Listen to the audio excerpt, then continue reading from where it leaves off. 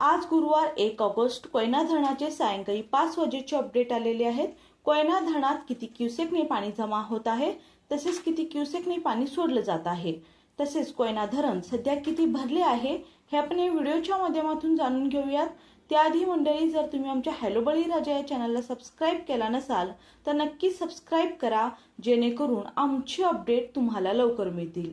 कोयना धरण क्षेत्रात मुसळधार पावसाचा जोर वाढला आहे। जून ते 1 ऑगस्ट दरम्यान कोयना क्षेत्रात 3788 मिलीमीटर, नवजा परिसरात 4485 मिलीमीटर आणि महाबळेश्वरला 4131 मिलीमीटर पावसाची नोंद आहे। आज सायंकाळी 5 वाजता आलेल्या अपडेटनुसार कोयना धरणात 45,280 क्युसेकने पाणी जमा होत आहे। सकाळच्या तुलनेत सायंकाळी कोयना धरणात येणाऱ्या आवकमध्ये वाढ झाली आहे। आज सकाळी कोयना धरणात 45,168 क्युसेकने पाणी जमा होत होते, तर कोयनेचा एकूण पाणीसाठा हा 86.19 टीएमसी झालेला आहे, तर यातील उपयुक्त पाणीसाठा हा 80.96 टीएमसी इतका आहे। कोयना धरण सध्या 81.89% भरले आहे। कोयना धरणातून सध्या 42,100 क्युसेकने विसर्ग सोडण्यात येत आहे।